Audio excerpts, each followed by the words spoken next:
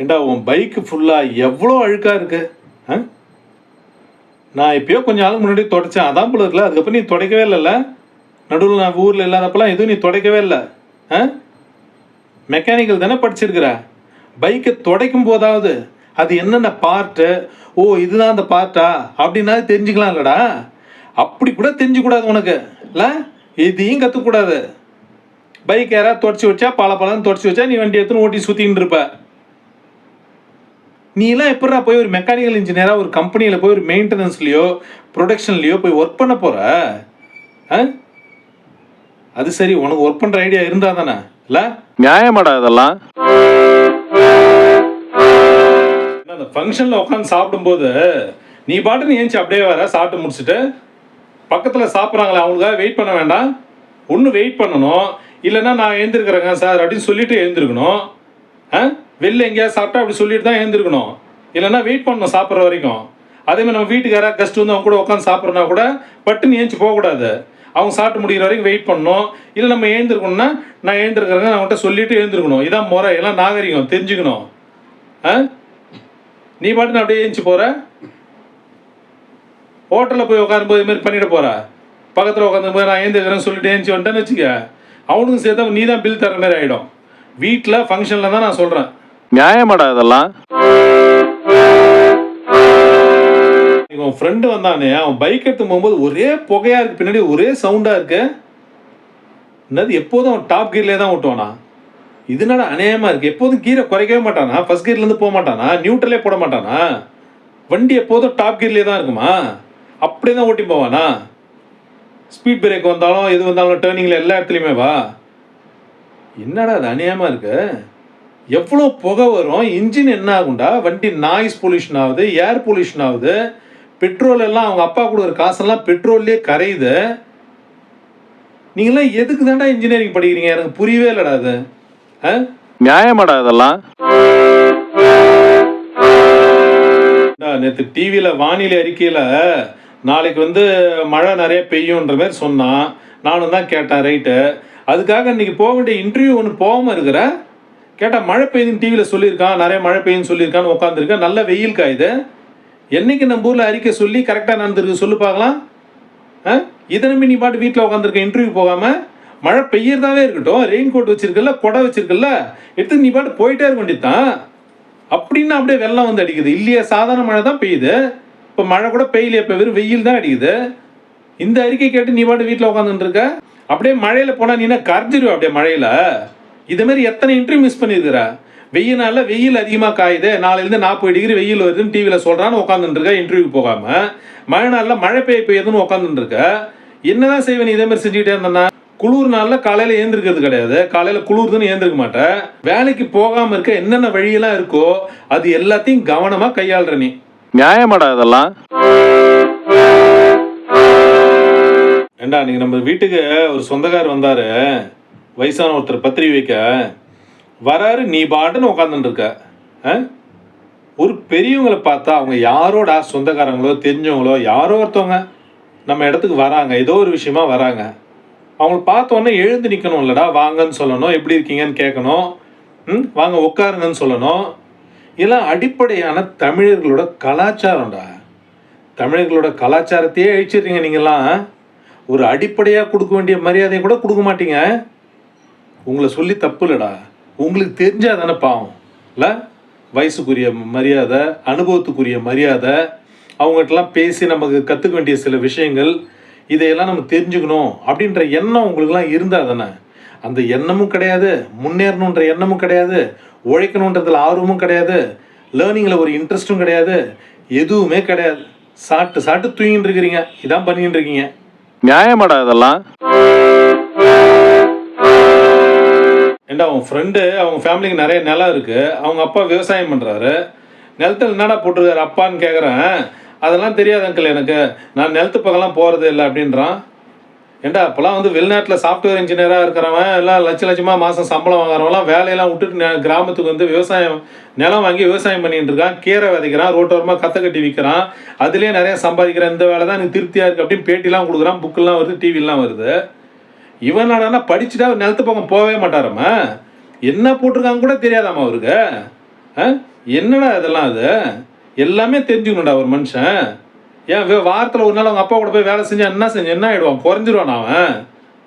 சப்ஜெக்டும் தெரியாது, விவசாயமும் தெரியாது. என்னதான் பண்ண போறீங்களோ நீங்கெல்லாம்? நியாயமாடா இதெல்லாம்? நீ டூர் போகும்போது வேன் டிரைவர்கிட்ட உட்காந்து பேசிட்டே வந்திய, சினிமா கதை அந்த கதை என்னென்னோ கதை பேசிட்டு வர. நீ ஒரு ஆட்டோமொபைல் இன்ஜினியர் தானே? அவர் எவ்வளோ நாளாக வேன் ஓட்டுறாரு, ஒரு நாளைக்கு எவ்வளோ சம்பளம் வாங்குறாரு, அந்த வேன் மாடல் என்னது, எவ்வளோ மைலேஜ் கொடுக்குது, அந்த வேனில் என்ன மாதிரி ப்ராப்ளம்ஸ் வருது, இதெல்லாம் கேட்டு தெரிஞ்சுக்கலாம்ல. நீ ஒரு இன்ஜினியர்ன்றதே மறந்து போயிருந்த உனக்கு. ஏதோ ஒரு படத்தில் சொல்லுவான், அவன் மனசுக்குள்ளே யாரோ புகுந்து அவனை டாக்டர் நம்ப வச்சிருக்காங்கன்ட்டு. அந்த மாதிரி உன் மனசுக்குள்ளே புகுந்து யாராவது நீ இன்ஜினியர் நம்ப வைக்கணும் போல இருக்கு.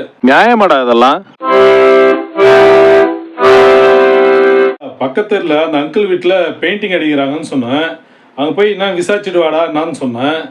நீ சிவில் இன்ஜினியரிங் தானே படிச்சுக்கிற, போய் அங்கே போய் கான்ட்ராக்டர் யாருன்னு சொல்லி கேட்டு நம்பர் மட்டும் குச்சாந்து கொடுத்துட்டு போகிறேன் என்கிட்ட. அதுக்கு அவனை நான் அனுப்புகிறேன். அங்கே போயிட்டு என்ன பெயிண்டிங் அடிக்கிறாங்க, எங்கே வந்து வார்னிஷ் அடிக்கிறாங்க, எங்கே வந்து எமல்ஷன் அடிக்கிறாங்க, எத்தனை பேர் வேலை செய்கிறாங்க, ஒரு ஸ்கொயர் ஃபீட்டு பெயிண்டர்ஸ்லாம் எவ்வளோ சார்ஜ் பண்ணுறாங்க, ஒரு நாள் கூலி எவ்வளோ வாங்குறாங்க, நம்ம வீட்டுக்கு எவ்வளோ ஆகும், இதெல்லாம் பார்த்து தெரிஞ்சுட்டு வர்றதில்ல. என்னென்ன பெயிண்ட் என்னென்ன பிராண்ட் யூஸ் பண்ணுறாங்க. போயிட்டு இந்த நம்பர் கொண்டாந்து என்கிட்ட கொடுக்குறேன், நீங்கள் பேசிங்கன்ட்டு. எனக்கு பேசிக்க தெரியாதா? எதுக்கு நான் ஒன்று அனுப்புகிறேன்? நீ சிவில் இன்ஜினியரிங் படிச்சிருக்கேன்னு நான் ஒன்று அனுப்புகிறேன். போய் டெக்னிக்கலாக நிறைய ஸ்பெசிஃபிகேஷன்லாம் கேட்டுட்டு வந்து சொல்லுவேன்ட்டு. நீ போஸ்ட்மேன் வேலை பார்க்குற, நம்பரை கொண்டாந்து என்கிட்ட கொடுக்குற. நியாயமாடா இதெல்லாம்?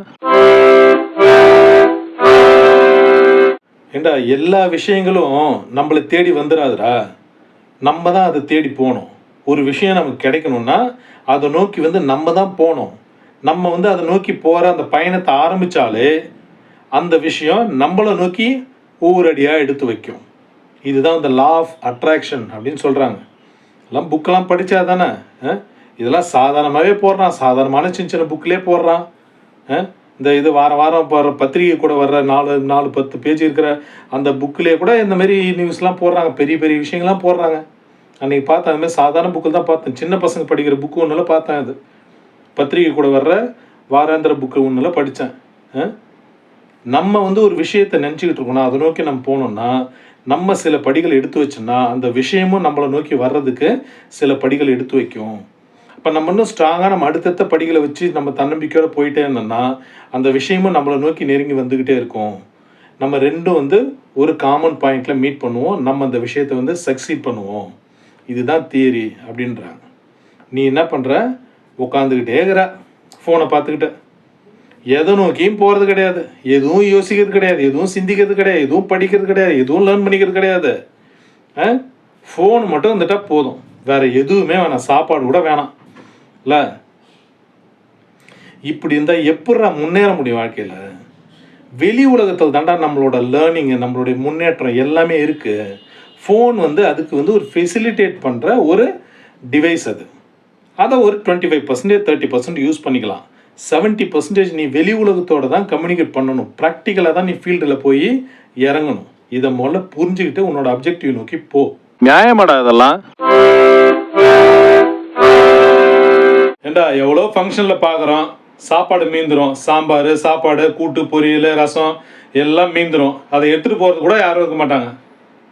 ஆனால் எங்கேயாவது பிரியாணி மீந்து பார்த்துருக்கியா? எந்த ஃபங்க்ஷன்லையாவது பிரியாணி இவ்வளோ செஞ்சாங்க, யாரும் நிறைய பேர் சாப்பிடல, நிறைய வீணாயிடுச்சு, கூட்டம் வரல அப்படின்னு பார்த்துருக்கிறியா?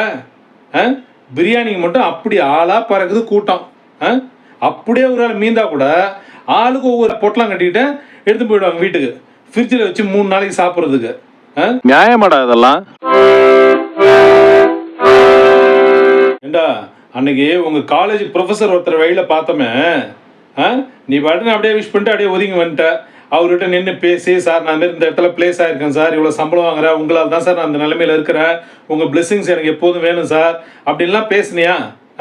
அந்த மாதிரி பேசினா அவர் மனசு எவ்வளோ சந்தோஷப்படும்.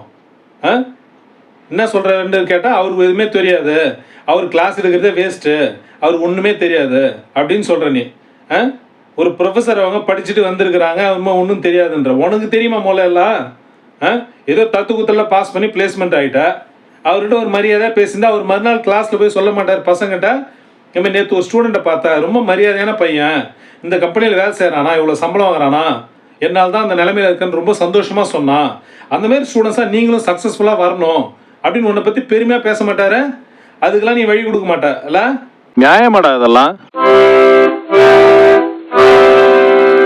உன் காலேஜில் ஃபைனல் இயரில் உன்னை வந்து பிளேஸ்மெண்ட்டு அந்த டீமில் அந்த கமிட்டியில் போட்டிருக்கிறாங்க. சொன்ன நீ சந்தோஷமாக சொன்ன நல்ல விஷயம்.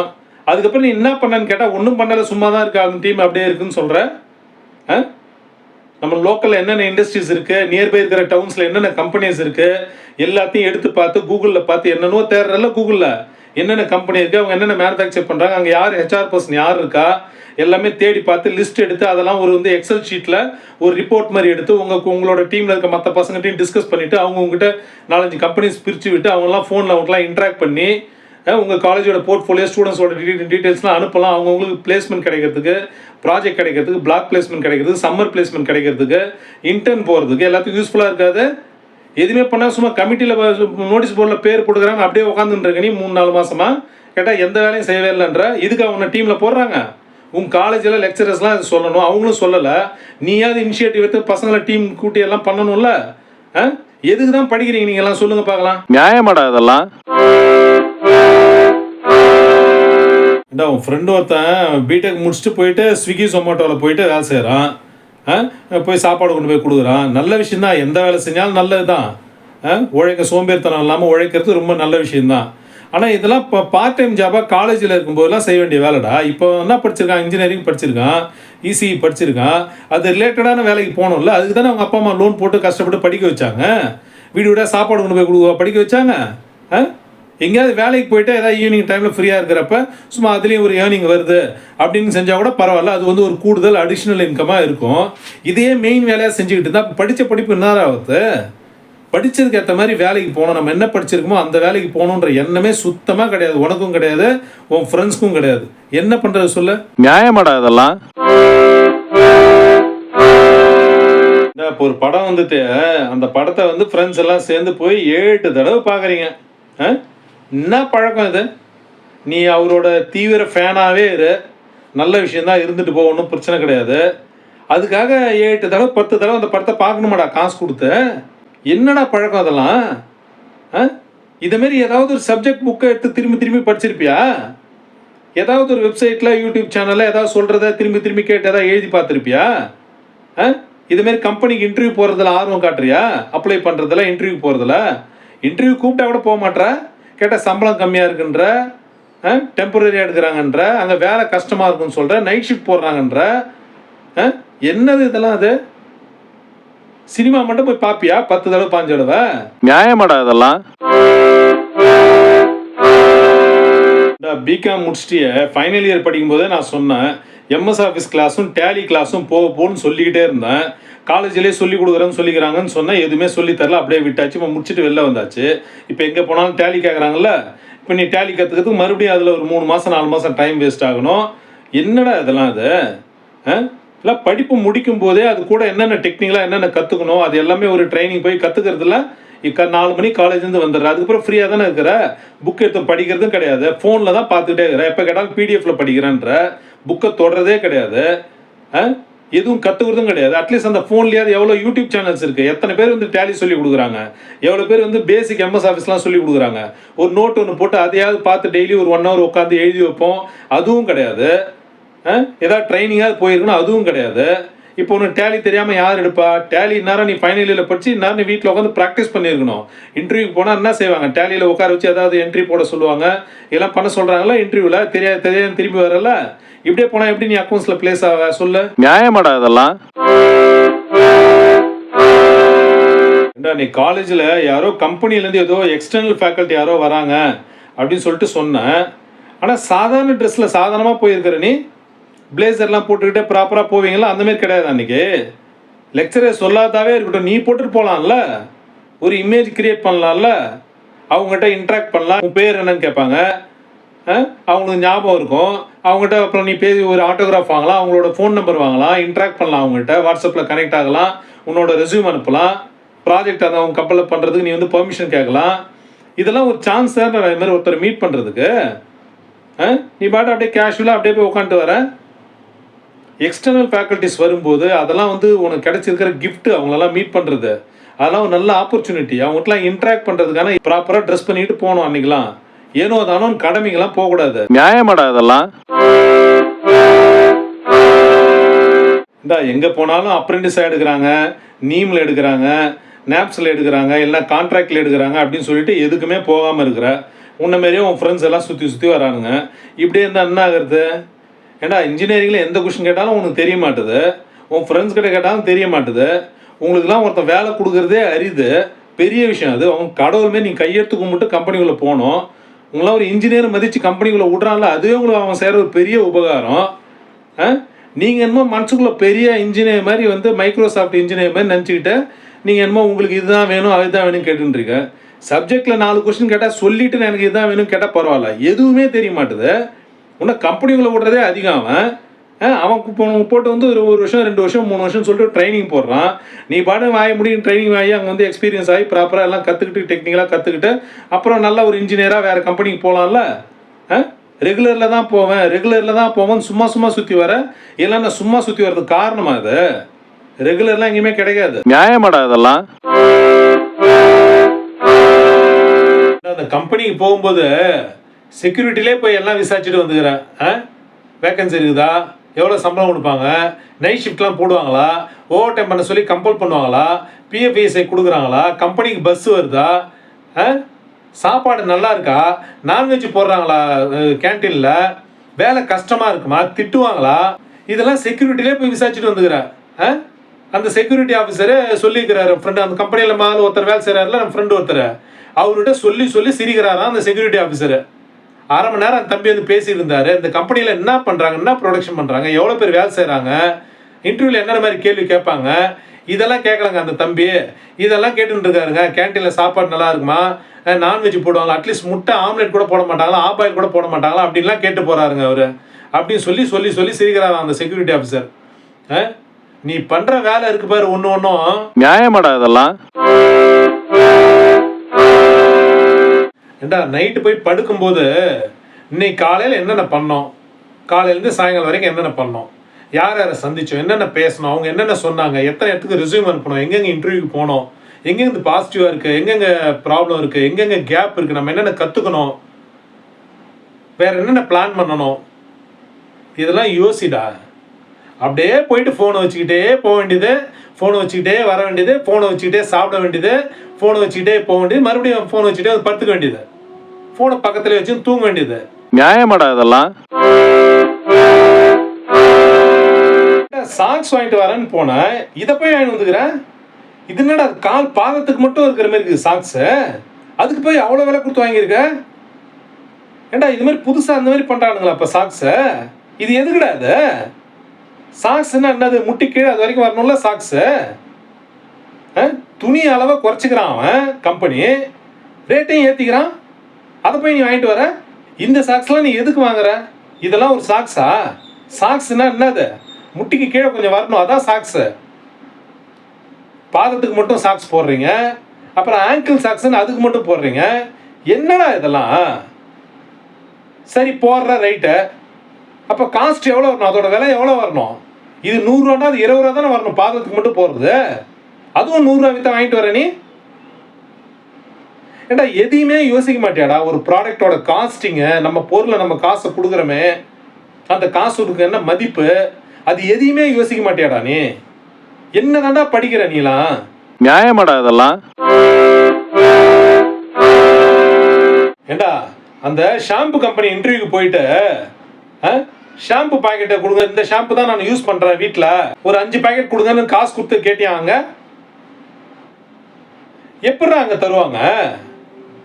ஒரு பிஸ்னஸோட ப்ராசஸே உனக்கு என்னன்னு தெரியாதடா? ஒரு மேனுஃபேக்சரிங் ஃபெசிலிட்டியில் ஃபேக்ட்ரியில் ஒரு பொருளை உற்பத்தி பண்ணி வேர் ஹவுஸ்க்கு அனுப்பி அங்கேருந்து அது வந்து டிஸ்ட்ரிபியூட்டர்கிட்ட போயிட்டு அங்கேருந்து போய் ரீட்டைல் ஷாப்புக்கு, கடைங்களுக்கு, பொட்டி கடைங்களுக்கு வரும். அங்கே தான் போய் வாங்கணும். டைரெக்டாக ஃபேக்ட்ரியில் போய் 2 ரூபா கொடுத்து ஷாம்பு கொடுன்னு கேட்டால் தரமாட்டாங்கடா. எந்த உலகத்தில் தான் நீலாம் இருக்கிற? நியாயமாடா இதெல்லாம்? நீங்களா பார்த்து யோசிச்சு இது இப்படிதான் அப்படிதான் அப்படின்னு நினச்சிக்காதீங்கடா. அது ரொம்ப ஆபத்தானதா இருக்கு. ஏற்கனவே ஒரு வாழ்க்கை முறை இருக்கு, ஒரு லிவிங் மெத்தட் இருக்கு. பல 100 வருஷங்கள் பல 1000 வருஷங்கள் வாழ்ந்து ஒரு வாழ்க்கை முறையை முன்னோர்கள் வந்து உருவாக்கி வச்சிருக்கிறாங்க. கண்ணை மூடிட்டு அப்படியே அதில் சேஃபாக போயிட்டே இருக்க வேண்டியதான். நீ புதுசு புதுசாக இதை ஏன் இப்படி தான் செய்யணுமா, ஏன் இது இப்படி செய்யக்கூடாதா, அப்படி தான் செய்யணுமா, இதுன்னா இது அப்படி இப்படி நீ கேள்வியெல்லாம் கேட்டுட்டு இருந்தேன்னா அதனால் உண்டாகக்கூடிய கான்சிக்வன்சஸ் வந்து ரொம்ப பெரிய விஷயம். அதெல்லாம் உனக்கு சொன்னாலும் புரியாது. அது நம்ம முன்னோர் கண்டுபிடிச்ச நிறைய அந்த வாழ்க்கை முறைகளை, கலாச்சார முறைகளை, பண்பாட்டு முறைகளை, எப்படி என்னென்ன பண்ணணும் அப்படின்ற முறைகளை நீ கண்டுபிடிச்சி இதுக்கு பின்னாடி இருக்க சயின்ஸு, சைக்காலஜி, சோஷியாலஜி இதெல்லாம் புரிஞ்சுக்கிறதுக்கு 100 வருஷங்கள் ஆகும். 100 வருஷங்கள். ஒரு மனிதன் தன்னுடைய வாழ்க்கையை ஃபுல்லாக அர்ப்பணித்து இது எல்லாத்தையும் ரிசர்ச் பண்ணி பார்த்தா தான் அதில் இருக்கிற உண்மை, அறிவியல், சமூகவியல் எல்லாமே புரிய வரும். அது வரைக்கும் புரியாது. ஏன்னா நீ பார்க்கும்போது பார்த்தோன்னா அது ஏதோ சாதாரணமான விஷயமா தான் தெரியும். அந்த ஒரு மெத்தடுக்கு பின்னாடி பலாயிரம் வருஷங்கள் இருக்குது, பலாயிரம் விஷயங்கள் இருக்குது, நிறையா சயின்ஸ் இருக்குது, எல்லாமே இருக்குது. இதெல்லாம் யோசித்து நீ வந்து பார்க்குற நிலைமையிலே இல்லை. ஏன்னா உனக்கு 4 வருஷம் நீ இன்ஜினியரிங் படித்த சப்ஜெக்டே உனக்கு எதுவுமே தெரியல. மெக்கானிக்கல் இன்ஜினியரிங் படிச்சிருக்கிற, டைப்ஸ் ஆஃப் வால்வ்ஸ் கேட்டால் கூட உனக்கு சொல்ல தெரியல. நீ வந்து சொல்கிற இதுக்கு சரி இது தப்புன்ட்டு. இதெல்லாம் சொல்கிறதுக்கு தகுதியான ஆளா நீ? முதல்ல சொல்லு பார்க்கலாம். முதல்ல வாழ்க்கையை படி, அப்புறமா நீ யோசிச்சு முடிவு பண்ணு. நியாயமாடா இதெல்லாம்? உனக்குலாம் எதுவுமே தெரிய மாட்டுது, சப்ஜெக்டும் தெரிய மாட்டுது, சயின்ஸும் தெரிய மாட்டுது, தமிழும் வர மாட்டுது, இங்கிலீஷும் வர மாட்டுது, ஒருத்தவங்கிட்ட நின்று பேசவும் தெரிய மாட்டுது, மரியாதையும் கொடுக்க தெரிய மாட்டுது, புக் எடுத்து படிக்கவும் தெரிய மாட்டுது, தெரியாததை எங்கே போய் தெரிஞ்சுக்கலாம் அப்படின்னு தேடவும் தெரிய மாட்டுது, எதுவுமே தெரிய மாட்டுது. ஆனால் உங்கள்கிட்டலாம் அந்த டெக்னாலஜி வந்து மாட்டிக்கிச்சு, இந்த ஃபோனுக்குன்னு எல்லாம் வந்து மாட்டிக்கிட்டு அதுங்க வந்து அவஸ்தைப்படுதுங்க. இப்போ உங்கள்கிட்ட எல்லாம் இந்த டெக்னாலஜி, மெஷின்ஸு எல்லாம் உங்கள்கிட்ட மாட்டிக்கிட்டு அவஸ்தைப்படுதுங்கடா. இதுக்கு நடுவில் ஏஐ வேற வந்து மாட்டிக்கிச்சு. பாவம், அது உங்கள்கிட்ட என்ன பாடு பட போதும் அந்த ஏஐ. நியாயமாடா இதெல்லாம்? பிளாஸ்டிக் ஹேங்கர் வாங்கி வச்சா கண்ணா அப்படின்னா நான் அதை எடுத்து போட்டு உடச்சிடுறேன்னு சொல்லிட்டு அலுமினியம் ஹேங்கர் வாங்கி வைக்கிறேன். அதை போட்டு வளைச்சி நெளிச்சு இந்த மாதிரி ஆக்கி வச்சுக்கிறேன். ஒரு பொருளை எப்படி யூஸ் பண்ணுறதுனே தெரியாதடா. நீ வந்து ஒரு இன்ஜினியரிங் ஸ்டூடெண்ட் தானே, அது ஒரு மெட்டல் தானே, அலுமினியமில் அழகாக செஞ்சு ஒரு ஹேங்கராக வச்சுருக்கிறாங்கல்ல, அதில் எப்படி காய போடணும், கொடியிலேருந்து அதை எப்படி எடுக்கணும், அந்த வளைவு எதுவும் நெளியாமல் எப்படி எடுக்கணும், சட்டையை எடுத்துகிட்ட பிறகு அதை எப்படி வந்து ஒரு இடத்துல வந்து அழகாக மாட்டி வைக்கணும், எதையுமே தெரிஞ்சிக்க மாட்டியாடா நீ. நியாயமாடா இதெல்லாம்? ஃபோனை நைட்டில் படுக்கும்போது பக்கத்தில் வைக்காதான்னு சொல்லியிருக்கேன்ல, அது என்ன வேவ்ஸ்ரா? அது நீ வந்து ஈஸி படிச்சிருக்கலடா, நீ எலக்ட்ரானிக்ஸ் படிச்சிருக்கல, ஒரு எலக்ட்ரானிக் ப்ராடக்டோட இது என்ன, அதோட மைக்ரோ வேவ்ஸ் என்னென்னு தெரியும்லடா உனக்கு. எல்லாம் படிச்சிருக்கல, அதோட ஃப்ரீக்குவன்சி வேவ் லென்த்லாம் படிச்சிருக்கல. படிச்சிருக்கியா, படிச்சது இல்லையா? ஃபோனை பக்கத்துலேயே வச்சு தூங்குற, பக்கத்தில் வைக்கக்கூடாது ஃபோனை. நம்ம படுக்கிற இடத்துல இருந்து எட்ட தான் இருக்கணும் ஃபோனை. நியாயமாடா இதெல்லாம்? அன்னைக்கு இன்டர்வியூக்கு போகிறதுக்கு உன்னை அனுப்பிவிட்டு நான் பின்னாடி வந்த பார்த்தா நீ பஸ் ஸ்டாண்டில் நின்றுட்டு ஃபோனை பார்த்துட்டு ஓரமாக நின்றுட்டு தனியாக சிச்சின்னு இருக்க. நடுரோட்டில் நின்றுட்டு ஃபோனை பார்த்துட்டு தனியாக சிச்சின்னு இருக்க, பைத்தியக்கார மாதிரி. ஏன்னா உன்னை இன்டர்வியூ தான்டா போக சொன்னாங்க. அப்போ அங்கே போகிறதுக்கு என்னென்ன பண்ணணும், அந்த என்ன மாதிரி கம்பெனி, அங்கே என்னென்ன கேட்பாங்க, என்ன ப்ரொடக்ஷன் பண்ணுறாங்க, என்ன மாதிரி கொஷின்ஸ் கேட்க வாய்ப்பு இருக்குது, இப்படியெல்லாம் ஏதாவது கூகுளில் தேடிக்கிட்டு இருந்தேன்னா பரவாயில்ல. எப்போ பார்த்தாலும் காமெடி சேனலு, பொம்மை படம். நீ குழந்தையாடா நீ என்ன ஸ்கூல் பையனாடா நீ? காலேஜ் முடிச்சுட்டு வேலைக்கு போகிறோன்ற எண்ணமே இல்லையாடா உனக்கு? எப்போ பார்த்தாலும் கெக்க பெக்கன்னு ஏதாவது சிரிச்சுக்கிட்டே இருக்கணும், பைத்தியக்காரத்தனமாக ஏதாவது உளறிக்கிட்டே இருக்கணும், மொக்க ஜோக்கை பார்த்து சிரிச்சுக்கிட்டே இருக்கணும். அதுவும் ஒரு இன்டெலெக்சுவல் ஜோக்காக இருக்காது, மொக்க ஜோக்காக இருக்கணும். ஏன்னா இன்டெலெக்சுவல் ஜோக் சொன்னால் கூட உனக்கு புரியாது. உனக்கு அறிவு இருந்தால் தானே புரியும், உனக்கு மொக்க ஜோக்கு தான் புரியும். நியாயமாடா இதெல்லாம்? ஏண்டா பழைய படம் எந்த படம் வச்சாலும் உடனே தெரிச்சு ஓடிடுற. பழைய எம்ஜிஆர் படங்கள், சிவாஜி படங்கள்லாம் பாடுறா. அதில் பாரு எவ்வளோ அழகாக பேசுகிறாங்க. தமிழ் வந்து எவ்வளோ அழகாக இருக்குது, வசனங்கள் எப்படி அமைக்கப்பட்டிருக்கு, காட்சி அமைப்பு எப்படி அமைக்கப்பட்டிருக்கு, கேமரா எப்படி எடுக்கிறாங்க, எப்படி நடிக்கிறாங்க, நவரசத்தை எப்படி முகத்தில் வந்து ஸ்க்ரீனில் கொண்டு வராங்க, ஆடியோ எப்படி இருக்குது, வீடியோ எப்படி இருக்குது, இதெல்லாம் கவனிடா. எதையுமே அவாய்ட் பண்ணக்கூடாதா. நீ எந்த விஷயத்தை எடுத்தாலும் அதில் ஒரு லேர்னிங் இருக்குது. பழைய சினிமா எடுத்தாலும் ஒரு லேர்னிங் இருக்குது, புது சினிமா எடுத்தாலும் ஒரு லேர்னிங் இருக்குது. பழைய மியூசிக்கு, புது மியூசிக்கு, நேச்சரு, எந்த விஷயத்தை நீ எடுத்தாலும் அதில் வந்து ஒரு லேர்னிங் இருக்குது. லேர்னிங்கை நீ மிஸ் பண்ண நமக்கு எதுவுமே தெரியாமல் போயிடும். உனக்கு ஆல்ரெடி ஒன்றுமே தெரில, ஆனால் நீ என்னமோ தெரிஞ்ச மாதிரி நடிச்சுட்டு இருக்கல, இதுதான் பிரச்சனையே. அதனால் எங்கெங்கே என்னென்ன விஷயங்கள் கிடைக்குதோ எல்லாத்தையும் வாங்கி வந்து மூளையில் வந்து போட்டு வை. என்னைக்காவது ஒரு நாள் இதெல்லாம் பயன்படும்.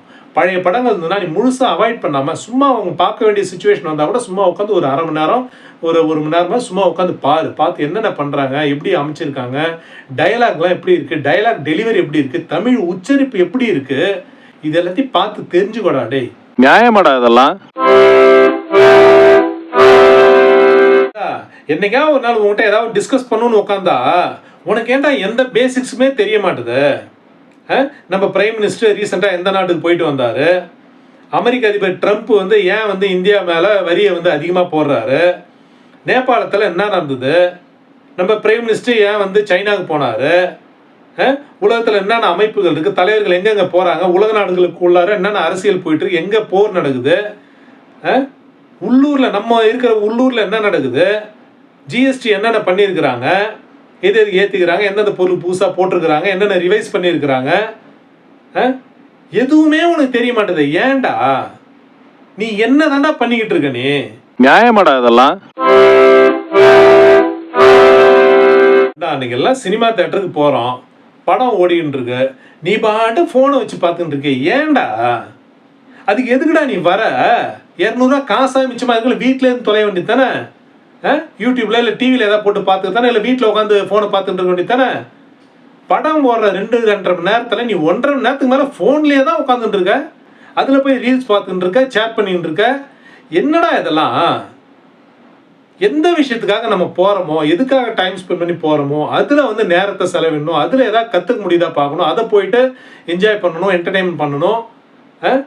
சம்மந்தம் இல்லாத வேலையெல்லாம் பண்ணிக்கிட்டு இருக்க. நீ படத்துக்கு வர மாட்டேன், நான் ஃபோன் பார்க்க போகிறேன்னு சொன்னீங்கன்னா உன்னை வீட்டிலே விட்டு போயிருப்பான்ல, கூட்டும் போயிருக்க மாட்டான்ல. ஒரு பக்கம் காசை வேஸ்ட் பண்ணுற, இன்னொரு பக்கம் வந்து நேரத்தை வீணாக்குற. ஏன்? நியாயமாடா இதெல்லாம்? ஏண்டா இன்ஜினியரிங் வேணாம்னு சொன்னால் நீ கேட்டுக்கவே இல்லை. முடிச்சுட்டு இப்போ வேலை இல்லாமல் 2 வருஷமா 3 வருஷமா வீட்டில் சும்மா உட்காந்து கிடக்குற, எந்த வேலைக்கும் போகாமல்.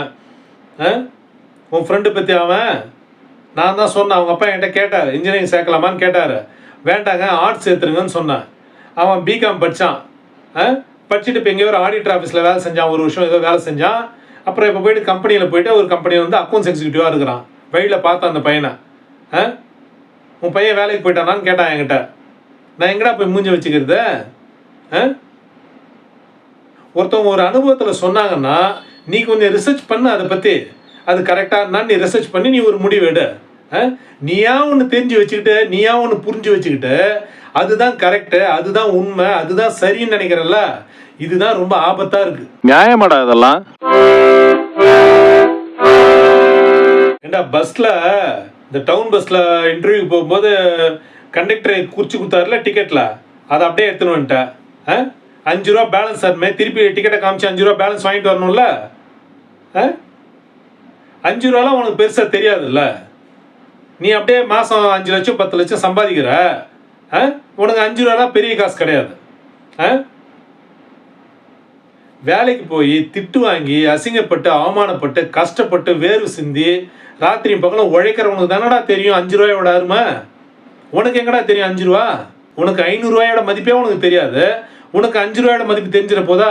உங்கள்கிட்ட போய் பேசி கிடங்க பாரு, நான் பைத்தியக்காரன் மாதிரி. நியாயமாடா இதெல்லாம்? அன்னைக்கு உன் ஃப்ரெண்டு வந்தானே நம்ம வீட்டுக்கு, நேபாளில் என்னப்பா அவ்வளோ பெரிய பிரச்சனை நடந்திருக்கு பாத்தியா அப்படின்னு சொல்லி கேட்குறேன். என்ன அங்கிள் என்ன ஆச்சுன்னு கேட்குறான். ஏண்டா நேபாள் நாட்டில் இளைஞர்கள்லாம் பயங்கரமாக போராடி அந்த சமூக வலைத்தளங்கள்லாம் தடை பண்ணிட்டாங்க கவர்மெண்ட்ல சொல்லி ஏதோ நிறைய போராட்டம்லாம் பண்ணி மிகப்பெரிய போராட்டமாச்சு. அது ஒரு வாரமாக எல்லாத்துலேயும் ஹெட்லைன்ஸில் நியூஸ் அதான் ஓடிக்கிட்டு இருக்கு. இவன் எதுவுமே தெரியாமல் இருக்கான்டா. அவன் உடம்பும் தெரியாது, நான் தான் சொன்னேன். ஆனால் இவன் ரொம்ப ஒஸ்ட்ராலடாக இருக்கான். அவன் விட்டா நேபாள்னு ஒரு நாடு இருக்கான்னு கேட்பான் போல இருக்க. நீங்கள்லாம் எந்த உலகத்திலடா வசிக்கிறீங்க நீங்கள்லாம்? டேய் அதிர்ச்சியாக இருக்குடா டேய் நீங்கள் பண்ணுறதெல்லாம் பார்த்தா. நியாயமாடா இதெல்லாம்? எக்ஸாம் எழுதும்போது உங்கள் சார் நீ சொல்கிறாரு முதல் 2 பேஜ் மட்டும்தான் சுமாராக இருக்குமா கையெழுத்து, உன் கையெழுத்தை. அதுக்கப்புறம் படிக்கவே முடியாதான் உன் கையெழுத்தை. அது நீ வேணும்னே எழுதுறியா தெரியாமல் எழுதுறியான்னு கேட்குறாரு அவர். உன் கையெழுத்து நான் அவ்வளோ அழகாக இருக்கும், நீ வேணும்னு எழுதுறதுக்கு? உன் கையெழுத்தே அப்படி தான், அது எனக்கு தான் தெரியும். அதை போய் நான் அவர்கிட்ட சொல்ல முடியுமா? ரைட்டிங் ப்ராக்டிஸே கிடையாது. எப்போ பார்த்தாலும் ஃபோனில் உட்காந்து நோண்டிக்கிட்டே இருக்கணும், டைப் பண்ணிக்கிட்டே இருக்க வேண்டியது, கம்ப்யூட்டரில் டைப் பண்ணிட்டே இருக்க வேண்டியது தான். ரைட்டிங் ப்ராக்டிஸே கிடையாது. அப்புறம் எக்ஸாம் எப்படி எழுத முடியும்? எப்படி ஹேண்ட் ரைட்டிங் கரெக்டாக இருக்கும்? எப்படி ப்ரெசன்டேஷன் பேப்பரில் சரியாக இருக்கும்? எப்படி நம்ம எதிர்பார்க்குற மார்க் வரும்? நீ ஒழுங்காக படித்தா தானே, ஒழுங்காக படித்தா உனக்கு அந்த சப்ஜெக்ட் நம்ம வந்து எழுதுறத ப்ரொஃபஸர் கரெக்டாக பார்த்துட்டு கான்செப்டை புரிஞ்சுட்டு கரெக்டாக மார்க் பண்ணணும்னு நீ நினைப்ப. நீ தத்து குத்தலாம் ஏதோ தானே அடிச்சு விட்ற, அதனால கிரிக்கு விடுற மைண்ட் செட் தான் உனக்கு வரும். எழுதி பழகடா தயவு செஞ்சு. டெய்லி ஒரு அரை மணி நேரம் ஏதாவது சும்மா நியூஸ் பேப்பர் பார்த்தா ஏதாவது எழுது. ஒரு 2 பேஜ் 3 பேஜ் எழுதி ப்ராக்டிஸ் பண்ணு. அப்போ தான் அடுத்த எக்ஸாமில் ஏதாவது நீ ஒழுங்காக ஸ்கோர் பண்ணுவ. நியாயமாடா இதெல்லாம்? விசேஷ நாளில் மா இலையை வந்து தோரணமாக கட்டி தொங்க விடுறாங்க, நிறைய இடத்துல பார்த்துருப்போம். இது வந்து முட்டாள்தனம் மாதிரி நீ எல்லாம் நினைப்ப. இதுக்கு பின்னாடி ஒரு சயின்ஸ் இருக்குது, எல்லாத்துக்கு பின்னாடி சயின்ஸ் இருக்குன்னு நான் சொல்லியிருக்கேன் உங்கள்கிட்ட. மா இலை வந்து மரத்துலேருந்து பறித்த பிறகும் அது வந்து ஆக்சிஜனை வெளியிட்டுட்டே இருக்கும். அதை ரிசர்ச் பண்ணி இப்போ எல்லாம் சொல்கிறாங்க சயின்டிஸ்ட்லாம். இதை வந்து அந்த காலத்தில் நம்ம முன்னோர்கள் பல ஆயிரம் வருஷங்களுக்கு முன்னாடி எப்படி கண்டுபிடிச்சாங்கன்னே தெரியல. மா இலை வந்து எப்போதும் ஆக்சிஜனை வெளியிட்டுட்டே இருக்குன்னு அவங்க கண்டுபிடிச்சி அது வந்து வீடுகளில் தோரணமாக விசேஷ நாளில் கட்டி வைக்கிறாங்க. ஏன் விசேஷ நாளில் கட்டி வைக்கிறாங்க? வீட்டுக்கு நிறைய பேர் வருவாங்க போவாங்க. அப்போ என்ன ஆகும், ஃப்ரெஷ் ஏர் இருக்கணும் அப்படின்றதுக்காக என்ன பண்ணுறாங்க, அதை கட்டி தொங்க விடுறாங்க. இப்படி தான்டா ஒவ்வொரு விஷயத்துக்கும் பின்னாடி சயின்ஸ் இருக்குடா. தயவு செஞ்சு படிங்கடா, படித்து தெரிஞ்சுங்கடா. எல்லாம் நியாயமாடா இதெல்லாம்? ஏண்டா எர்கோனமிக்ஸ்னு ஒரு சப்ஜெக்ட் இருக்குது தெரியுமா? என்ன தெரியுமா அது எர்கோனமிக்ஸு? உனக்கு எக்கனாமிக்ஸும் தெரியாது, எர்கோனமிக்ஸும் தெரியாது, நீ படித்த சப்ஜெக்டும் உனக்கு தெரியாது இல்லை? எர்கோனமிக்ஸ்னால் உட்கார்ற பொசிஷன் வந்து எப்படி உட்காந்தா வந்து பாடிக்கு எதுவும் பாதிப்பு இல்லாமல் ஹெல்த்தியாக இருக்கும் அப்படின்றது தான் எர்கோனமிக்ஸ். தேட்டருக்கு போனால் அந்த சேர் வந்து அந்த எர்கோனமிக்ஸ் ரூல்ஸ் படி அந்த சேர் இருக்கணும். பஸ்ஸில், காரில், இதெல்லாம் இந்த சீட்டிங் அரேஞ்ச்மெண்ட் வந்து எர்கோனமிக்ஸ் ரூல்ஸ் படி இருக்கணும். நீ உட்கார பொசிஷனே சரி கிடையாது. எப்போதுமே எங்கே உட்காந்தாலும், வீட்டில் உட்காந்தாலும் சரி, வெளில எங்கே உட்காந்தாலும் சரி, காலை எப்படி வலிச்சுக்கிட்டு, உடம்பை எப்படி வலிச்சுக்கிட்டு, முதுவை எப்படி வலிச்சுக்கிட்டு, இப்படி தான் நீ உட்கார்ற. ஒழுங்காக உட்கார்ற சிட்டிங் பொசிஷன் தெரியுமா உனக்கு? யோகா கிளாஸ் போக சொன்னாலும் போக மாட்டேற, மெடிடேஷன் பண்ண சொன்னாலும் பண்ண மாட்டேற, கோயிலுக்கு போயிட்டு வாடான்னு சொன்னாலும் போக மாட்டேற. ஒழுங்காக உட்காரவும் தெரில, ஆனால் வீட்டிலேயே தான் உட்காந்துட்டு இருக்க. என்னதான் பண்ணிட்டு இருக்க நீ சொல்லு பார்க்கலாம்? நியாயமாடா இதெல்லாம்?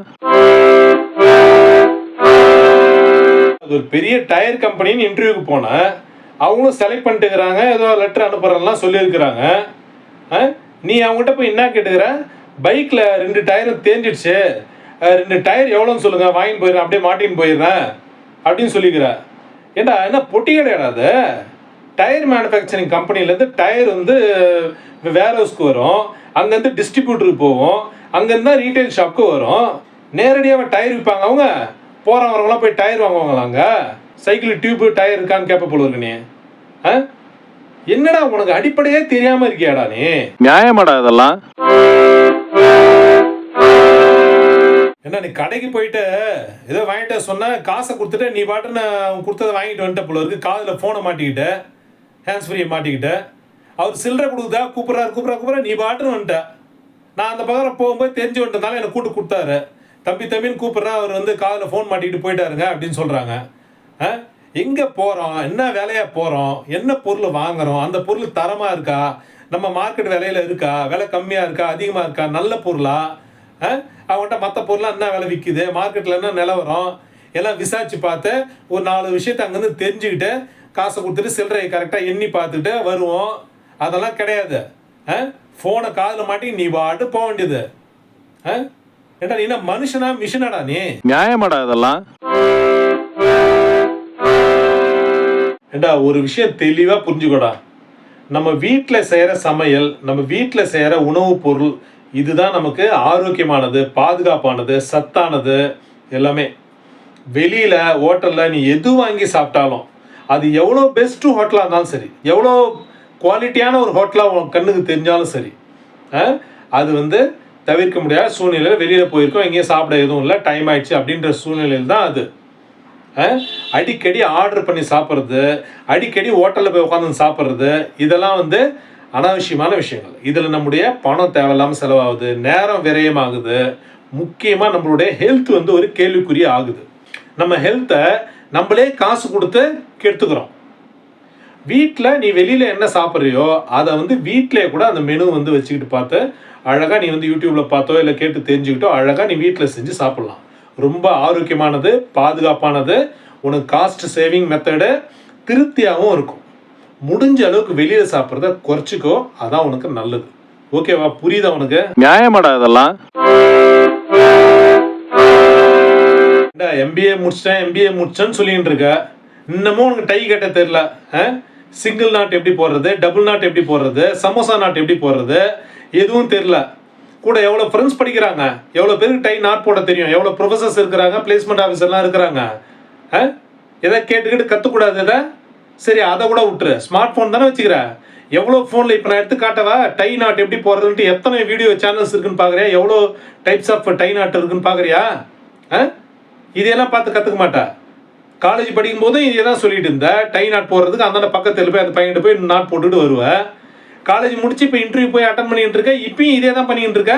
எதையுமே கற்றுக்கவே கூடாதுன்னு முடிவு பண்ணி வச்சிருக்கேடா நீ. நியாயமாடா இதெல்லாம்? நீ வாட்ஸ்அப்பில் பார்த்துட்டு ஏதோ ஒரு வாண்டட் ஆட் வந்துச்சு, ரெஸ்யூம் அனுப்பியிருக்கிற. அனுப்பிட்டு அது கூட வந்து சம்பளம் எவ்வளோன்னு கேட்டிருக்க, எப்போ ஜாயின் பண்ணணும்னு கேட்டிருக்க.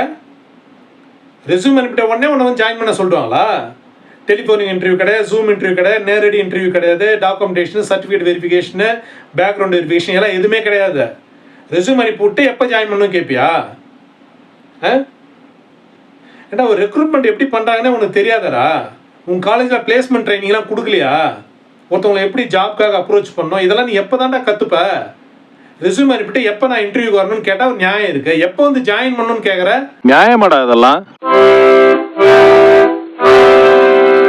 டைம் கிடைக்கும்போது இயற்கையை ரசிடா.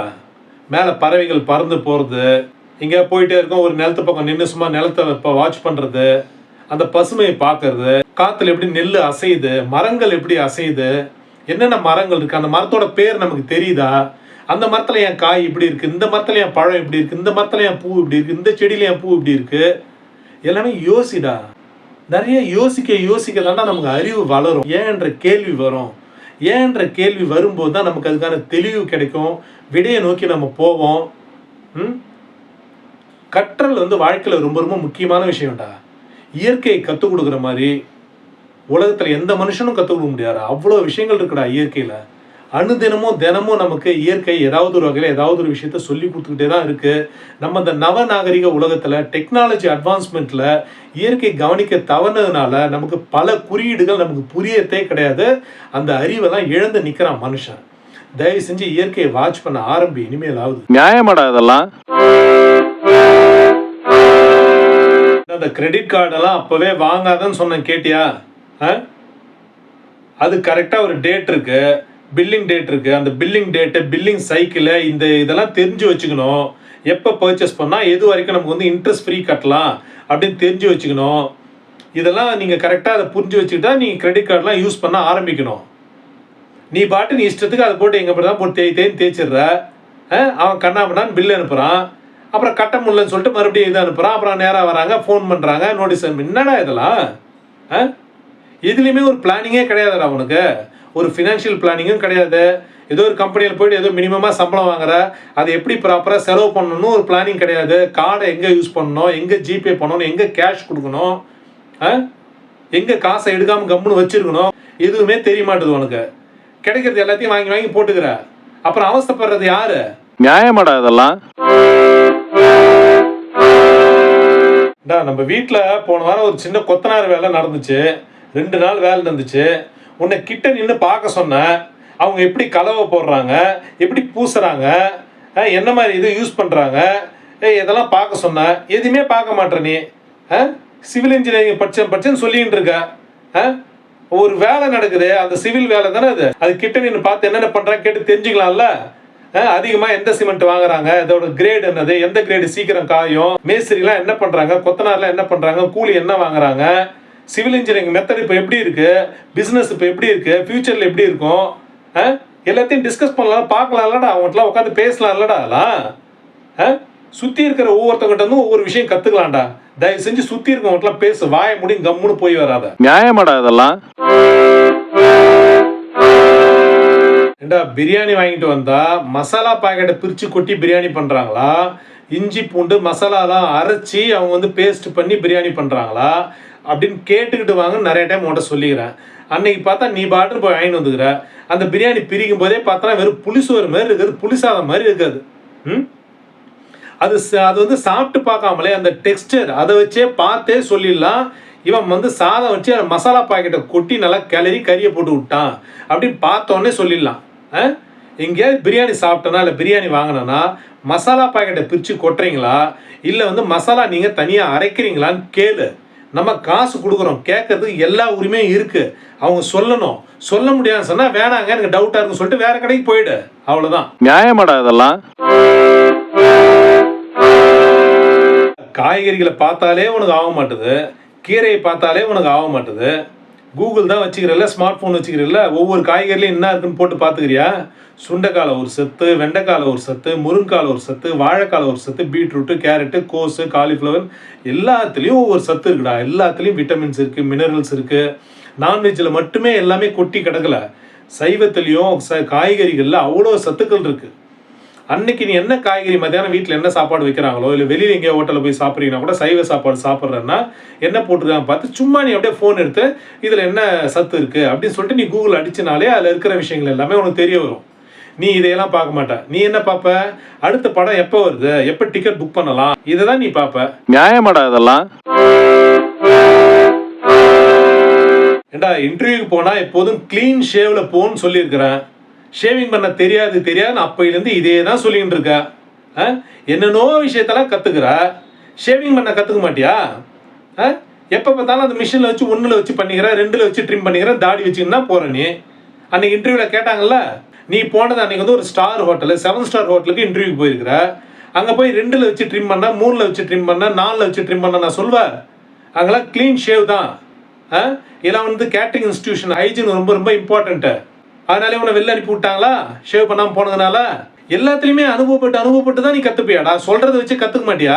நியாயமாடா இதெல்லாம்? ஏண்டா உன் ஃபோனில் பார்த்தா ஃப்ரெண்ட்ஸ் கிட்ட சேட் பண்ணும்போது எல்லாமே கூட எல்லாம் இன்ஜினியரிங் படித்த பசங்க தானே, உன்னோட கிளாஸ்மேட்ஸ் அப்படி தானே, எல்லாமே டிகிரி படித்த பசங்க தானே.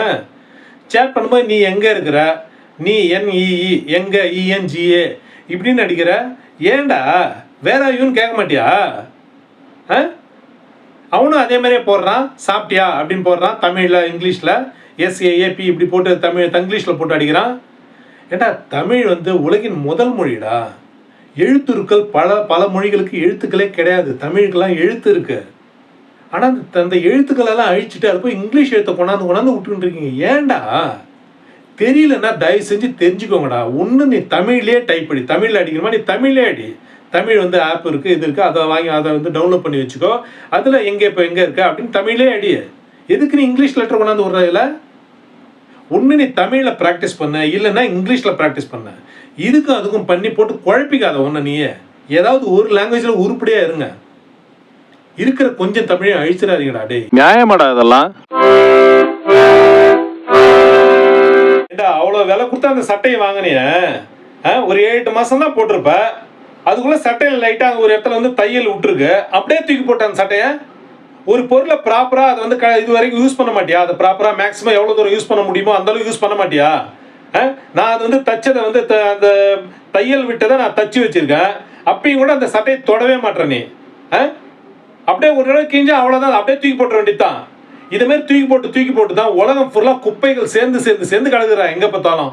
தயவு செஞ்சு பொருளெல்லாம் ரீயூஸ் பண்ண கற்றுங்கடா. ஒரு பொருள் ஏதாவது ரிப்பேர் ஆச்சுன்னா அதை ரிப்பேர் பண்ணுங்க. துணி வீணாயிடுச்சுன்னா அதை தச்சு போட்டுங்க. அதை இனிமேல் யூஸ் பண்ணவே முடியாதுன்ற கண்டிஷனில் தான் அந்த பொருளை தூக்கி போடணும். ஊரெல்லாம் குப்பையாக்காதீங்கடா டே தயவு செஞ்சு. நியாயமாடா இதெல்லாம்?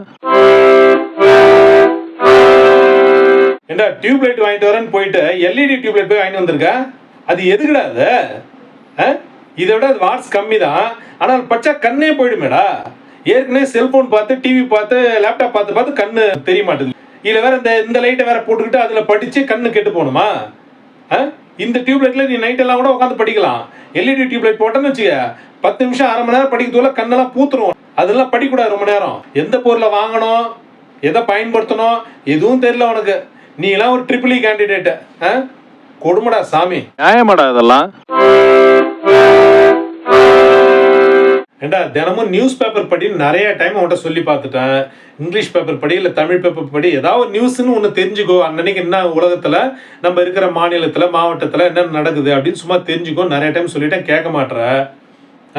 அப்படியே தப்பி தவறி என்னைக்காவது நான் நியூஸ் பேப்பர் நீ கையில் எடுத்துட்டாலும் நான் அப்படியே மனம் கொடுத்து பரவாயில்ல தம்பி வந்து நியூஸ் பேப்பர் இன்னைக்கு படிக்கிறான் அப்படின்னு நினச்சி உக்காந்தன்னா நீ பண்ணுற வேலை இருக்கு பாரு, எடுத்த உடனே சினிமா நியூஸை பார்க்குற. சினிமா நியூஸில் என்னடா இருக்குது, அவன் கோடிக்கணக்கில் வாங்கிட்டு அவன் நடிக்கிறான், படம் எடுக்கிறான், சம்பாதிக்கிறான். எப்பயாவது டைம் நம்ம என்டர்டைன்மெண்ட் போய் படம் பார்த்தோமா, கை தட்டோமா, நல்லா இருந்துச்சா நல்லாலும் சொல்லிட்டு வந்தோமா, அதோட முடிஞ்சு போச்சு. எடுத்தோடனே சினிமா நியூஸ் பார்க்குறதுக்கு என்ன இருக்குது? இன்டர்வியூவில் போனால் சினிமா நியூஸை கேட்க போகிறாங்க. இன்னைக்கு என்ன ஹாட் நியூஸ் உலகத்தில் அப்படின்னு கேட்குறாங்க. இன்டர்வியூவில் சில இன்டர்வியூலாம் கேட்குறாங்க, சினிமா நியூஸை கேட்குறாங்க. இவர் அடுத்த படம் என்ன நடிக்கிறாரு, இவர் அடுத்த படம் மியூசிக் எந்த படத்துக்கு பண்ணுறாரு, இதை கேட்குறாங்க. நியாயமாடா இதெல்லாம்? எப்போ பார்த்தாலும் காரமாக இருக்கணும் காரமாக இருக்கணும்ன்ற. இட்லி தோசை சட்னி வச்சா காரமாக இருக்கணும், மத்தியானம் குழம்பு சாம்பார் எது வச்சாலும் காரமாக இருக்கணும், நைட் ஏதாவது டிஃபன் செஞ்சால் தொட்டுக்கு செஞ்சால் காரமாக இருக்கணும். எல்லாமே காரமாக இருந்தால் என்னடா உடம்பு?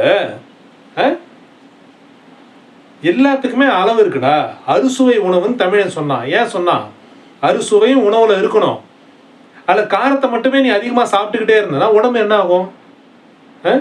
எல்லாமே சரிவிகிதமாக சாப்பிட்ணும். என்றைக்காவது நாள் கொஞ்சம் காரம் வந்து கூடுதலாக சாப்பிட்லாம், ஒரு சுவைக்காக ஒரு டேஸ்ட்டுக்காக சாப்பிட்லாம். தான் எப்போதுமே எனக்கு காரமாக தான் இருக்கணும், எப்போதுமே எனக்கு புளிப்பாக தான் இருக்கணும் அப்படின்னா இது என்ன மாதிரி சாப்பாட்டு முறை? அது முறையாச்சு, தப்பாச்சு. சாப்பாட்டு முறையே தப்பா இருக்கே. நியாயமாடா இதெல்லாம்? ரெட் அலர்ட் கொடுத்துருக்கான்னு சொல்லிட்டு பசங்கள்லாம் உட்காந்துன்னு டிவி பார்த்துன்னு உட்காந்துட்டு இருக்கீங்க. ரெட் அலர்ட் கொடுத்தா நான் வெளியில் மழை பெஞ்சின்னு இருக்கு, ஃபோனில் தேடலாம்ல வேலை. உட்காந்த இடத்துலையே வேலை தேடுறது எவ்வளோ மெத்தட்ஸ் இருக்கு. மழையில் வெளில போக முடியாது, ரைட்டு. உட்காந்த இடத்துல வேலை தேடுறதுல உனக்கு என்ன பிரச்சனை இருக்கு? வாட்ஸ்அப்பில் பாரு, லிங்க்டின்ல பாரு, நாக்கரியில் பாரு, ஜாப் போர்ட்டல் எல்லாத்தையும் தேடி பாரு, ஃப்ரெண்ட்ஸ்க்கெலாம் கால் பண்ணி கேளு, சீனியர்ஸ்லாம் கால் பண்ணி கேளு, அவன்லாம் வாட்ஸ்அப்பில் இன்ட்ராக்ட் பண்ணி எல்லாருக்கும் ரெஸ்யூம் அனுப்பு. ஒரு விஷயம் நல்லா தெரிஞ்சுக்கோ, நீ வேலைக்கு போகிற வரைக்கும் வேலை தேடுறது தான் உன்னோட வேலையாகவே இருக்கணும். நியாயமாடா இதெல்லாம்?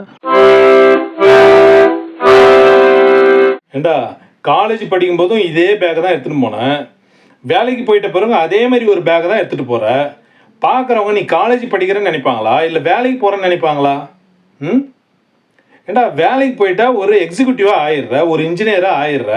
எப்படா நீ காலேஜ் பையன் மாதிரியே மனசுக்குள்ளே சுற்றிக்கிட்டு இருப்ப? வேலைக்கு போயிட்டா ஒரு பொறுப்புணர்வு வருது, நமக்குன்னு ஒரு கடமை இருக்குது, நமக்குன்னு ஒரு டியூட்டிஸ் அண்ட் ரெஸ்பான்சிபிலிட்டிஸ் கொடுத்துருக்குறாங்க, அதை நம்ம பெர்ஃபார்ம் பண்ணணும், பாஸ்கிட்ட நல்ல ரிலேஷன்ஷிப் எடுக்கணும், நல்ல இன்க்ரிமெண்ட் வாங்கணும், அடுத்து நல்ல ப்ரொமோஷன் வாங்கணும். அப்படி போயிட்டு இல்லை கேரியர் டெவலப்மெண்ட்டு. ஸ்கூல் பையன் மாதிரியே பேக் மாட்டின்னு சுற்றின்னு இருக்க. வேலைக்கு போகிற எக்ஸிக்யூட்டிவ்ஸ்க்குன்னு தனியாக எக்ஸிக்யூட்டிவ் பேக்குன்னு விற்கிது. அந்தமாரி வாங்கி ப்ரீஃப் கேஸ் மாரி இருக்கும் பார்க்குறதுக்கு, அந்தமாரி எக்ஸிக்யூட்டிவ் பேக்கை யூஸ் பண்ணி பழகு. ஸ்டூடெண்ட் மாரியே மஞ்சள் நினச்சி சுற்றின்னு இருக்காத. நியாயமாடா இதெல்லாம்? பாத்ரூம் போனால் ஒரு 1/4 மணி நேரம் 7 நிமிஷம் நல்லா தேய்ச்சி குளிச்சுட்டு வரணும். அப்படியே போயிட்டு காக்கா குளியல் மாரி 5 நிமிஷத்தில் ஓடியாந்துடுற. சரியாக குளிக்க மாட்டேற தேய்ச்சி, ஆனால் வந்து அந்த நாத்த மருந்து அடிச்சுக்கிற, சென்ட்டு பர்ஃப்யூம் என்னென்னோ பேர் வச்சுன்னு விதவிதமாக ஃப்ளேவரில் வாங்கி அடுக்கி வச்சுக்கிற. ஒழுங்காக சோப்பு போட்டு நல்லா தேய்ச்சி குளிச்சாலே இந்த பர்ஃப்யூமு, சென்ட்டு, இந்த நாத்த மருந்து எதுவுமே தேவையில்லடா உடம்புக்கு. இதனால் என்ன வரும்? ஸ்கின் அலர்ஜி தான் வரும். அது எங்கே நல்ல வாசனையாவா இருக்கு நீ வச்சுக்கிறது எல்லாம்? நியாயமாடா இதெல்லாம்? ஏண்டா நீ வந்து அழகாக கேம்பஸ்லேயே சக்ஸஸ்ஃபுல்லாக ப்ளேஸ் ஆகிட்ட, நல்ல சம்பளம் வாங்குற. உன் ஃப்ரெண்ட்ஸ் எவ்வளோ பேர் ப்ளேஸ் ஆகாமல் இருக்காங்க. அவங்களுக்குலாம் வந்து ஏதாவது சொல்லி கொடுக்குறியா? நீ வாரத்தில் ஒரு நாள் நீ ஃப்ரீயாக இருக்கும்போது அவங்க கூடலாம் ஒரு 1 hour டைம் ஸ்பெண்ட் பண்ணி, ஒரு யாரெல்லாம் ஜாப்லெஸ்ஸாக இருக்காங்களோ அவங்களாம் ஒன்றா இணைச்சி ஒரு வாட்ஸ்அப் குரூப் ஆரம்பித்து உங்கள் கம்பெனியோட இமெயில் ஐடி அதெல்லாம் அனுப்பி உங்கள் கம்பெனி இன்டர்வியூவில் என்னென்ன கேட்குறாங்க அப்படின்னு சொல்லி பார்த்து அதெல்லாம் கொஞ்சம் சொல்லி கொடுத்து அவங்களாம் கொஞ்சம் எக்யூப் பண்ணி உங்கள் கம்பெனியை சேர்த்து விடலாம். இல்லை உங்கள் கம்பெனியில் அவன் சேரது உனக்கு பிடிக்கலனா கூட உன்னோட ஃப்ரெண்ட்ஸ் கம்பெனிஸ்லேயாவது எங்கெங்கே வேக்கன்சி இருக்குன்னு பார்த்து அவங்களுக்குலாம் எதாவது ஹெல்ப் பண்ணலாம். இதெல்லாம் எவ்வளோ பெரிய சர்வீஸ்டா. ஒரு பையனுக்கு வேலை கொடுக்குறது ஒரு லைஃப் கொடுக்குற மாதிரி இல்லை. உன்னால முடிஞ்ச வரைக்கும் ஹெல்ப் பண்ணலாம்ல உன் ஃப்ரெண்ட்ஸ்க்கு. நியாயமாடா இதெல்லாம்? ஏண்டா உன் சீப்பெல்லாம் எடுத்து கழுவக்கூடாது. நைட்டில் எடுத்து தண்ணியில் போட்டு சோப்பு தண்ணியில் போட்டு கொஞ்ச நேரம் ஊற வச்சுட்டு காலையில் அப்படியே எழுந்துச்சி ஒரு ப்ரஷ் போட்டு நல்லா க்ளீன் பண்ணால் சீப்பெல்லாம் நல்லா ஃப்ரெஷ் ஆகிடும்ல. ஒரே அழுக்காக இருக்குது, முடியாக இருக்குது, அப்படியே சீவிங் போகிற. எதுலேயுமே ஒரு சுத்தமே கிடையாதாடா உனக்கு. ஹைஜீன் தான் என்னன்னே தெரியாதாடா. இதெல்லாம் படிக்கிறது இல்லையாடா? நியாயமாடா இதெல்லாம்? ஏண்டா தெருமுனையில் அவ்வளோ குப்பையை சேர்த்து வச்சுக்கிறாங்க நம்ம ஏரியா ஜனம் எல்லாம். போட்டு குப்பையை போட்டு போட்டு போட்டு மலை மாரி குவிஞ்சு கிடக்குது. எல்லாம் ஸ்மார்ட் ஃபோன் வச்சுக்கிறீங்களா யங்ஸ்டர்ஸு? அந்த பக்கமாக எத்தனை பேர் போகிறீங்க? அதை ஒரே ஒரு ஃபோட்டோ எடுத்து முனிசிபாலிட்டி கமிஷனருக்கு அனுப்பி இந்தமாரி இருக்குது, இது எப்போ க்ளீன் பண்ண போகிறீங்கன்னு கேட்கலாம்ல. எதுக்கு சோஷியல் நெட்வொர்க்கிங்லாம் வச்சுருக்கீங்க? சமூக வலைத்தளங்கள் எதுக்காக? உட்காந்து படம் பார்க்கறது, பாட்டு கேட்கறதுக்கு, அரட்டை அடிக்கிறதுக்கு மட்டுமா? இந்தமாரி சமூக விஷயங்களையும் செய்யறதுக்காக தான். இதெல்லாம் செய்யுங்க. நீ ஒன்றும் பெருசாக எங்கேயும் சண்டை போட வேணாம். சும்மா சாதாரணமாக ஒரு ஃபோட்டோ எடுத்து இதுமாரி இருக்குது, எப்போ சார் க்ளீன் பண்ணுறீங்க அப்படின்னு கேட்டு ஒரே ஒரு இன்ஃபர்மேஷன் அவங்களுக்கு பாஸ் பண்ணாலே அவங்க தெரிஞ்ச உடனே வந்து செய்வாங்க அவங்க. அந்த கம்யூனிகேஷன் கொடுக்க வேண்டியது யாரோட பொறுப்பு? உங்களை மாதிரி இளைஞர்களோட பொறுப்பு. அதுக்கு தான் சமூக வலைத்தளத்தை பயன்படுத்தணும். நியாயமாடா இதெல்லாம்? நிறைய யூடியூப் சேனலை சப்ஸ்கிரைப் பண்ணி வச்சுக்கிற. நல்ல நல்ல சேனல்லாம் எவ்வளோ சேனல் இருக்கு. எவ்வளோ நல்ல நல்ல சேனல்லாம் இருக்குது, அதெல்லாம் சப்ஸ்கிரைப் பண்ணாமல் வச்சுருக்கிற. எவ்வளோ பேர் அவங்களோட நேரத்தெல்லாம் விட்டுட்டு நல்ல சமூகத்துக்கு, இளைஞர்களுக்கு நல்ல நல்ல விஷயங்கள் எடுத்து சொல்லணும்னு சொல்லிட்டு எவ்வளோ பேர் அதுக்காக உழைச்சி சேனல் நடத்தி சமூகத்துக்கு ஒரு விழிப்புணர்வை உண்டாக்க முயற்சி பண்ணுறாங்க. அந்தமாரி சேனல் பார்த்ததுமே கை நம்ம எங்கே போனோம் உடனே ஒரு லைக் பட்டனும் சப்ஸ்கிரைபும் பண்ணிடணும். இது நம்முடைய அடிப்படை கடமை. நல்ல விஷயங்களை செய்கிறவங்கள என்கரேஜ் பண்ண வேண்டியது நம்மளுடைய அடிப்படை கடமை. பிடிச்சாலும் பிடிக்கலனாலும் இது கண்டிப்பாக நீ செய்யணும். நியாயமாடா இதெல்லாம்? உன்னோட காலேஜ் நோட்டை எடுத்து பார்த்தா கையெழுத்தாடா அது. காக்கா மூக்காலுக்கு இருக்கிற மாதிரி இருக்கு. என்னென்னோ எழுதி வச்சுக்கிற. ஒரு ஹேண்ட் ரைட்டிங், ஒரு ஹெச் எப்படி போடணும், டி எப்படி போடணும், எஃப் எப்படி போடணும், எப்படி சேர்த்து எழுதணும், எப்படி பிரித்து எழுதணும், எந்த இலக்கண வரம்புலையும் வராத கையெழுத்துறா உன் கையெழுத்து. நீ ஒன்று பண்ண, ஸ்கூல் பசங்களுக்கு கொடுக்குற மாதிரி 2 வரி நோட்டு 4 வரி நோட்டு உனக்கு வாங்கி தரேன். அதை பார்த்து டெய்லி நியூஸ் பேப்பர் பார்த்து தமிழில் இங்கிலீஷில் ஒழுங்காக எழுதி பழகு. அப்போ தான் உனக்கு ஹேண்ட் ரைட்டிங் வரும். உனக்கு வேற வழி கிடையாது. நியாயமாடா இதெல்லாம்? பேக்கில் ஜிப்பை எங்கேயா ஒழுங்காக போடுறியா? உன் பேக்கில் 4-5 ஜிப்பு போட்டு அங்கே பேக்காக கவராக வச்சுருக்கு. எங்கேயா ஜிப்பை ஒழுங்காக போடுறியா? ஒன்று பாதியில் நிற்குது, ஒன்று முக்கால நிற்குது. இப்படி இருந்தால் என்னடா அது? எந்த ஒரு வேலையை செஞ்சாலும் தரமாக முறையாக செய்யணுன்ற அடிப்படை உணர்வே உனக்கு இல்லையாடா? எதுக்கு ஜிப் வச்ச பேக் போட்டிருக்கோம்? ஒரு சேஃப்டிக்காக வச்சுருக்கோம். அந்த ஜிப்பை எப்படி மூடணும், கரெக்டாக கடைசி வரைக்கும் மூடணும்ல. எதுலையுமே உனக்கு சரியான பழக்கமே கிடையாது அவனுக்கு. நியாயமாடா இதெல்லாம்? எதுக்கும் நல்ல நாள் பெருநாள் எதுவும் பார்க்கறது கிடையாது. அப்படியே கிளம்பி போக வேண்டியது, அப்படியே வர வேண்டியது, அப்படியே சுற்ற வேண்டியது. எதுக்குடா எல்லாம் பெரியவங்க பார்த்து வச்சுக்கிறாங்க? நல்ல நாள், அமாவாசை, பௌர்ணமி, சஷ்டி எல்லாம் எதுக்கு வச்சுக்கிறாங்க? பஞ்சமி, பிரதோஷம் எல்லாம் எதுக்கு வச்சுக்கிறாங்க? எல்லாத்துக்கும் பின்னாடி ஒரு சயின்டிஃபிக்கான ஒரு காரணங்கள் இருக்குது. கிரக நிலைகள் பற்றி தெரிஞ்சுக்கணும். கிரகங்கள் எப்படி வந்து மனிதர்களுடைய அவங்களுடைய வாழ்க்கையை, அவங்களுடைய மனோநிலையை, அவங்களுடைய நடவடிக்கைகளை எப்படி வந்து கட்டமைக்குது, எப்படி வந்து கட்டுப்படுத்துது, இதெல்லாம் பார்த்து தெரிஞ்சுக்கணும். நிறைய சேனல்ஸ் இருக்குது, அதெல்லாம் பார்க்கலாம். சயின்ஸ்க்கும் ஏதாவது சம்மந்தம் இருக்கா அப்படின்னு கூட நீ ஆய்வு பண்ணலாம், தப்பே இல்லை. நீ ஆய்வு பண்ணி கூட அது உண்மையா இல்லையான்னு நீ தெரிஞ்சுக்கலாம். பொத்தாம்பொதுவாக எல்லாத்தையும் தப்புன்னு சொல்கிறது தப்பு.